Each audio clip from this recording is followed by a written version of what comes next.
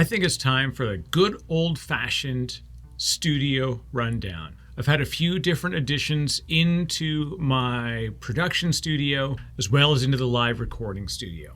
One of my favorite things to watch is other people's gear, their rundown, the reason why they choose to use one microphone or one camera versus another. I hope that this is something that you find helpful. And if you do find it helpful, do me a favor. Hit the subscribe button, hit the like button. Let me know that this is the kind of stuff you'd like to see. Most importantly, just watch it till the end and let's jump in.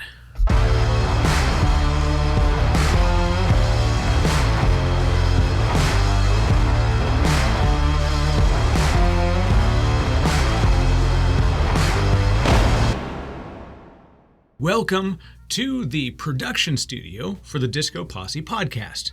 I've done a bit of a gear rundown from here before, but this is a chance to really break a bit further into some of the new kit that I've got, why I use it, and hopefully this is helpful. I'm going to include links below to the blog, which has all the links for every single item that I'm talking about. The reason why I enjoy sharing this is I've actually had a ton of good friends and folks that I actually had never met before. And they've reached out and said, this is great advice, this is great kit, love the different gear that you're using, and people have found really good success with it. So shout out to you if you're doing that. Thank you very much. I love the feedback, love hearing that things are good. I think the best thing we could do is let's start with the most important thing when you're running a podcast, the microphone. The important thing I've got here is this is a choice that I've made, a Electro-Voice RE20. There's a bunch of reasons why I chose the RE20, and let's just jump right in. Number one, the actual shape, not the physical shape of it. It's a microphone shape. They're all shaped like that. The real thing is the actual shape. This is called a dynamic cardioid microphone. Now the cardioid thing means literally heart-shaped. Heart-shaped, see?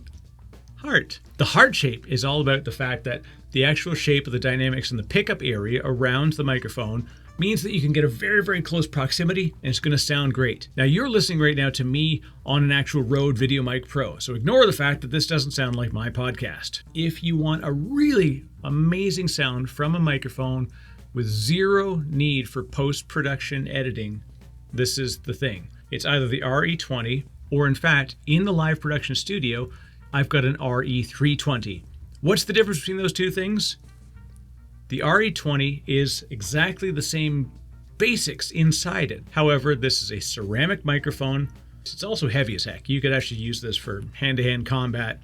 If a fight were to break out in the studio, the guy with the RE20 is going to win. So I've got the RE20. This is my sound. This is what makes me sound great. Another popular option, of course, is the Shure SM7B. Don't know what it sounds like because I've never actually tried one. I'm just an Electro-Voice person. That's me. On top of that, how do I hang this sucker? This underneath here is actually the Electro-Voice 309A. This allows you to actually have a suspension rig for the microphone. This little fun unit here is actually, there you go, zoom in. I literally made this out of, this is something from like Staples. They're like hundreds of dollars if you want to buy a mic flag, or $4 if you buy this from Staples. So this is the 309A. This is specifically built for the Electro-Voice microphones. The reason why this is cool is because it actually has the full suspension rig. It's a rubberized little doohickey in there. That's the official scientific term for this stuff. This means no noise if I'm moving around the mic arm. Even though you can hear stuff that's happening around the desk, doesn't actually translate through the microphone. In my other studio where I'm doing the live recordings all the time, I actually have a Rode PSA1. I love that particular mic arm. However, it does have spring noise. Sometimes you'll hear this like pling, pling, that comes through. It kind of bothers me, but it's not bad enough that I need to replace it with another one. Oh, speaking of, what is this mic arm? So this is a Yellowtec Mika. The Mika is really, really neat because this is hydraulic.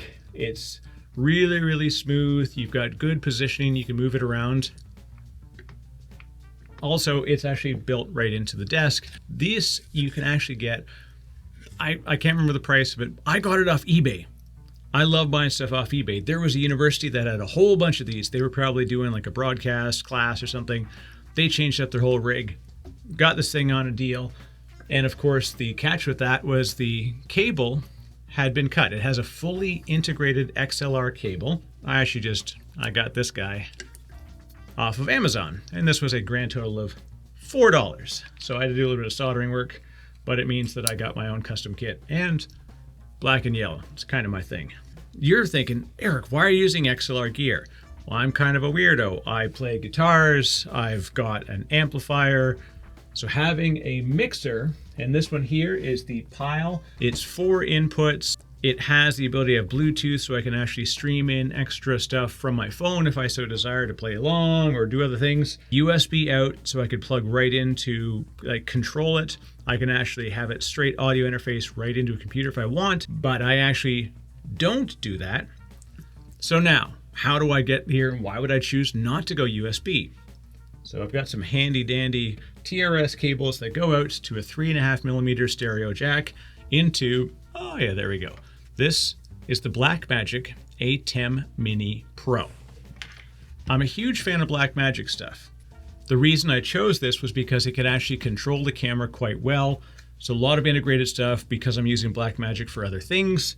This is great because I can have multiple HDMI inputs. I can get my 3.5mm jack in, so I can pull in multiple sound sources, multiple video sources.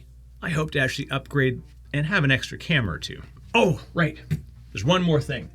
So way back here, you can see this way back there. There you go. That little nubbin right there is my friend, the Cloudlifter.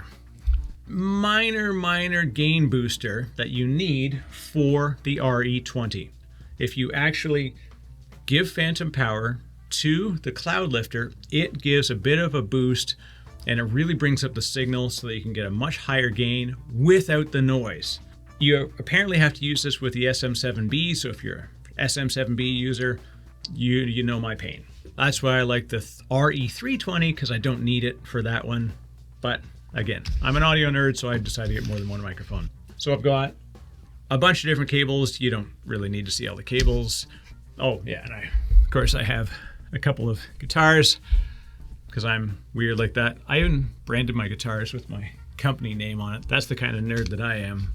So your choice is going to be, do I want to go to this level? If you go with a USB option, I've used a Rode Podcaster. I've used the Rode NT USB. All fantastic microphones. Highly recommend my friend John Meyer. Check out his podcast. Actually, there you go, link. Just click that link and you can check out John's channel. He uses the Rode NT USB. Big fan of it. You can actually bump up the gain and pick up an area. You cannot get away with that. If you had to interview a second person with the RE20, you'd literally be nose to nose to pick each other up. Probably a little bit uncomfortable. All right, I think I covered a lot of gear. This is the production studio. This is what happens when I'm usually doing editing and other things. If you like this kind of gear rundown, you want to learn more about how we actually connect it up, what are certain settings. Absolutely love sharing stories and ideas. I do coaching for podcasting and recording and lots of different stuff. Drop a comment below and make sure you let me know you are liking this kind of stuff. Head on over. I'll have the pop-up on DiscoPossePodcast.com. You'll be able to get a link to the course when it goes live. I've got a few other things that are coming up. There's a lot going on. It's really fun stuff. So thank you to everybody who's made this podcast possible. Thank you to all of you who've been subscribing and listening and now watching on YouTube. We just blew right past 100,000 views. We've got subscribers that are growing. So apparently we're doing something right. I hope you like this. Oh, by the way, I'm Eric Wright. Did I mention that? Hey, anyways, I'm DiscoPosse. That's the easiest way to find me. All right, that's my gear rundown. This is the production studio. Have a great day.